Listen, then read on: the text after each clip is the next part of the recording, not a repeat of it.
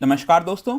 कुछ दिन पहले आपने सुना होगा कि चाइना ने जो अपना इमरजेंसी ऑयल रिजर्व है, जिसको आप भारत के अंदर स्ट्रैटेजिक पेट्रोलियम रिजर्व के नाम से भी सुनते होंगे, तो ये जो रिजर्व रखा हुआ है पेट्रोलियम का, उसको यहां पर इस्तेमाल किया था चाइना ने। लेकिन अब यहां पर लेटेस्ट खबर आ रही है कि जो बाइडन है वो यूएस के अंदर जो इमरजेंसी रिजर्व है उसको यूज कर सकते हैं। तो इसका कारण क्या है? इसके साथ साथ यहां पर मैं आपको बता दूं कि रिसेंटली यूएसए के द्वारा कुछ रिक्वेस्ट किया जा रहा था कि भारत हो गया, चाइना हो गया, उनको अपने इमरजेंसी रिजर्व को इस्तेमाल करना चाहिए ताकि जो ऑयल के प्राइसेस हैं उसमें थोड़ा सा कूल ऑफ आ सके, मतलब कि ऑयल के प्राइस थोड़े से नीचे जा सकें। क्योंकि ऑलरेडी आप देखोगे तो पिछले 7-8 वर्ष के अंदर सबसे हाईएस्ट स्तर पर आ चुका है ऑयल प्राइस। तो इसको हम डिटेल से समझेंगे कि एग्जैक्टली चल क्या रहा है, यूएसए के अंदर ये जो रिजर्व्स वगैरह हैं कब बने थे, काफी कुछ जानने को है। चलिए आगे बढ़ते हैं। लेकिन उसके पहले अगर आप यूपीएससी या फिर किसी भी एग्जाम की तैयारी कर रहे हैं तो आप हमारे ऐप को डाउनलोड कर लीजिए या फिर studyIQ.com विजिट कर सकते हैं, वहां से सारी जानकारी आपको मिल जाएगी। सबसे पहले हम देखेंगे कि एग्जैक्टली यहां पर हो क्या रहा है, हम इसकी चर्चा क्यों कर रहे हैं। देखिए, बताया जा रहा है कि अगस्त के महीने में इनफैक्ट रिसेंटली चाइना के अंदर भी यहां पर जो सरकार है उन्होंने अपना स्ट्रैटेजिक रिजर्व का इस्तेमाल किया था। सबसे पहले समझो कि ये स्ट्रैटेजिक रिजर्व का मतलब क्या होता है। भारत के अंदर आप देखते होंगे कि जो ऑयल है हम उसके ऊपर काफी ज्यादा डिपेंडेंट है, हम इंपोर्ट कराते हैं। तो मान के चलो वॉर के समय या फिर कोई भी ऐसी इमरजेंसी की स्थिति आ गई जब हम इंपोर्ट नहीं करा पाएंगे, तो हमारे पास इतना रिजर्व होना चाहिए कि कुछ दिन तक हम जो ऑयल हैं वो इस्तेमाल कर सकें। इसी के लिए भारत सरकार ने यहां पर कई सारे स्टेप्स उठाए ताकि जो ऑयल का रिजर्व है उसको बनाया जा सके। मैं आपको आगे दिखाऊंगा कहां कहां पर ऑयल रिजर्व है। लेकिन अगस्त के महीने में इसी साल खबर आई थी कि भारत ने इस ऑयल रिजर्व का इस्तेमाल किया था, मतलब वहां से जो ऑयल है उसका इस्तेमाल मार्केट में किया था, सप्लाई किया था। तो अभी क्या हो रहा है कि जो बाइडन के ऊपर काफी ज्यादा प्रेशर है कि जो ऑयल का प्राइस है उसमें थोड़ी सी कमी लाई जाए।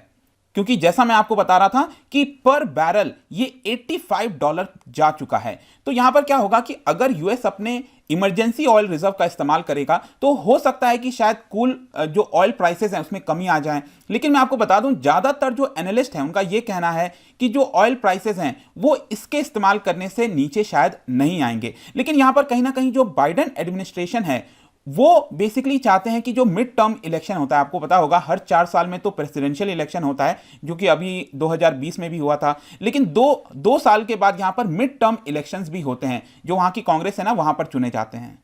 तो बेसिकली एक प्रकार से आप यूं कह सकते हो कि बाइडेन एडमिनिस्ट्रेशन अपने आप को दिखाना चाहता है कि देखिए हमने ऑयल के प्राइस को कंट्रोल करने के लिए कुछ कदम उठाया। भले ही उस कदम उठाने की वजह से ऑयल प्राइसेस कम होंगे नहीं होंगे वो एक अलग बात है, लेकिन यहां पर आपको पता होगा कि जो ओपेक प्लस देश हैं उनके ऊपर प्रेशर डाला था जा रहा था भारत की तरफ से भी, बाकी देशों की तरफ से, कि आप ऑयल की सप्लाई बढ़ाइए। लेकिन ये लोग ऑयल की सप्लाई बढ़ाने के लिए रेडी नहीं है। तो बाइडन यहां पर ये दिखाना चाहते हैं मे बी कि देखो हमने इसको काउंटर करने के लिए ये कुछ कदम लिया है। भले ही मैंने आपको जैसा बताया कि इसकी वजह से ऑयल के प्राइस शायद नीचे नहीं जाएंगे। लेकिन यहां पर क्वेश्चन आता है कि यूनाइटेड स्टेट्स के अंदर कब बनाया गया, क्यों बनाया गया जो स्ट्रैटेजिक पेट्रोलियम रिजर्व हम कहते हैं।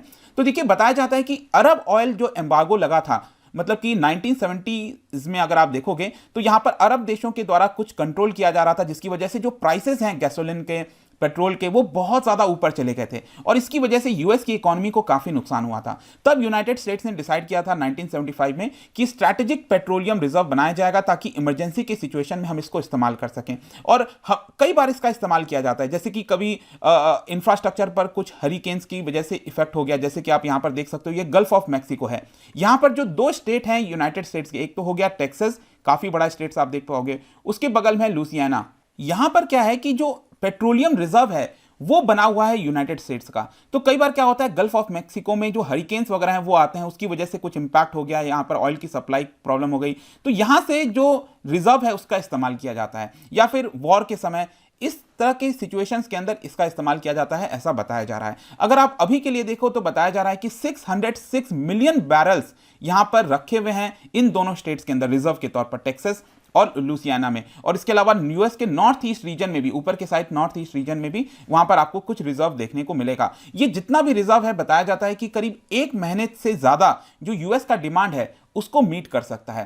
क्वेश्चन ये आता है कि बाकी देशों का क्या सिचुएशन है। देखिए, आपने एक एजेंसी के बारे में सुना होगा जिसका नाम है इंटरनेशनल एनर्जी एजेंसी, जिसके अंदर टोटल 30 मेंबर्स हैं। इनफैक्ट यहां पर आप देख सकोगे कितने ये मेंबर्स आपको देखने को मिलेंगे, 30 मेंबर्स हैं, जिसमें यूनाइटेड स्टेट्स भी शामिल है और इसके एसोसिएट मेंबर्स भी हैं जिसमें भारत, चाइना भी आपको देखने को मिलेगा। तो ये जो 30 मेंबर्स अगर आप देखिए तो इनके ऊपर जिम्मेदारी है कि आपके देश के अंदर 90 डेज का रिजर्व होना चाहिए। इनफैक्ट रिसेंटली ये भी खबर आई थी कि भारत को इन्वाइट किया गया है कि वो इसका मेंबर बन जाए, लेकिन इसके लिए भारत के पास 90 डे का रिजर्व होना चाहिए ताकि 90 दिन तक वो अपने एनर्जी मीट कर सके। सबसे ज्यादा अगर आप विश्व में देखोगे तो यूनाइटेड स्टेट्स हो गया, चाइना हो गया, उसके बाद जापान का नंबर आता है जिनके पास ये रिजर्व बचा हुआ है। इनफैक्ट चाइना में भी अगर आप देखो तो 15 साल पहले ये जो स्ट्रैटेजिक रिजर्व वगैरह है वो बनाया गया था। वैसे भारत के अंदर तो हमने कुछ साल पहले ही इसको स्टार्ट किया बनाना, लेकिन चाइना में काफी लंबे समय से ये है। और पूरे ओईसीडी कंट्रीज का अगर आप देखोगे, एक organisation for economic cooperation and development,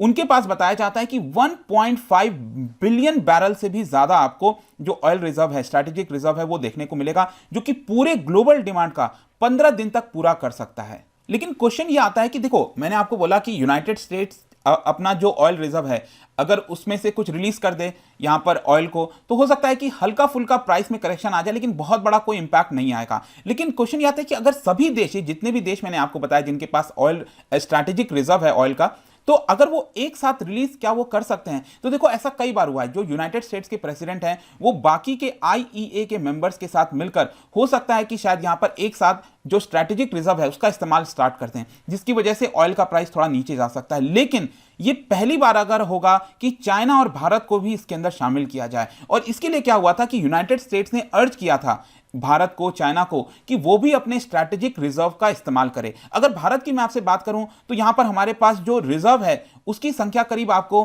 5.3 million turns देखने को मिलेगी। इनफैक्ट यहां पर आप ये पूरा देख सकते हो कहां कहां पर है। एक तो विशाखापट्टनम हो गया, उसके बाद पद्दूर हो गया, और दूसरा मैंगलोर में आपको देखने को मिलेगा। तो ये अभी के लिए हमारे पास एग्जिस्टेंस में 5.3 मिलियन टन्स का स्ट्रैटेजिक रिजर्व है। और आगे आने वाले समय में बताया जाता है कि जो उड़ीसा का चंदी खोल है, उसके अलावा कर्नाटक का पद्दूर हो गया, वहां पर भी और इस तरह के रिजर्व बनाए जा रहे हैं। और इस समय क्या हुआ था कि जब ऑयल का प्राइस बहुत नीचे चला गया था $19 पर बैरल के आसपास, तो हमने काफी कम कॉस्ट पर यहां पर अपने स्ट्रैटेजिक रिजर्व को भर लिया, जिसकी वजह से बताया जाता है कि $685 मिलियन का भारत को फायदा हुआ था। तो यहां पर यूनाइटेड स्टेट्स ने कहा कि जो आपने ये सस्ते दाम पर फिल कर रखा है स्ट्रैटेजिक रिजर्व, वो आप उसका इस्तेमाल करो। लेकिन यहां पर आप लेटेस्ट न्यूज देख सकते हो कि भारत ने मना कर दिया है कि अभी के लिए जो हमारा ऑयल रिजर्व है हम उसका इस्तेमाल नहीं करेंगे। उसका कारण क्या है? भारत ने यही कहा है कि इस समय अगर हम इसका इस्तेमाल करेंगे तो उसका कोई इंपैक्ट नहीं आएगा, प्राइस के ऊपर कोई ज्यादा इंपैक्ट देखने को नहीं मिलेगा। इनफैक्ट जो हरदीप सिंह पुरी जी हैं,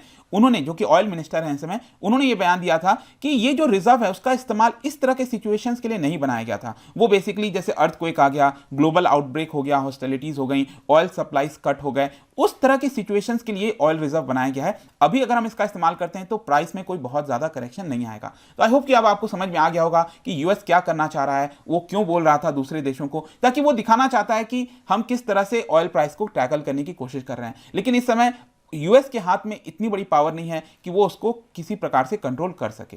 अब जाने से पहले एक और इंटरेस्टिंग चीज मैं आपको बताता जा रहा हूं कि ये जो इंटरनेशनल एनर्जी एजेंसी की मैंने बात की, इसका रोल क्या होता है, मतलब कि किस तरह से रोल प्ले करता है ये अलग अलग देशों के साथ, जो उसके मेंबर्स कंट्रीज है ना, 30 मेंबर कंट्रीज मैंने आपको बताया था। तो बताया जाता है कि उनके साथ जो भी डेटा वगैरह शेयर करना है, यहाँ पर सारी चीजें की जाती हैं, उनके द्वारा मदद की जाती है कि आप 90 डे का जो रिक्वायरमेंट है, रिजर्व है, उसको कैसे फुलफिल कर सकते हो। और ये 90 डे का जो रिक्वायरमेंट है वो 3 तरह के बेसिस पर कैलकुलेट किया जाता है। एक तो यह है कि जो कमर्शियल बेसिस पर जो बिजनेसेस हैं वो रिफाइनर्स कितना स्टॉक उनके पास है, दूसरा यहां पर है कि गवर्नमेंट के पास कितना स्टॉक है, और तीसरा यह है कि कई बार क्या होता है कि जरूरी नहीं है कि आप अपना स्ट्रैटेजिक रिजर्व, ये जो लोकेशन मैंने बताया, ये तो भारत के पास फैसिलिटी है तो हमने यहां पर बना लिया, लेकिन सपोज किसी देश के पास फैसिलिटी नहीं है तो वो दूसरे देश के अंदर भी इस तरह के रिजर्व को बनाकर रख सकता है।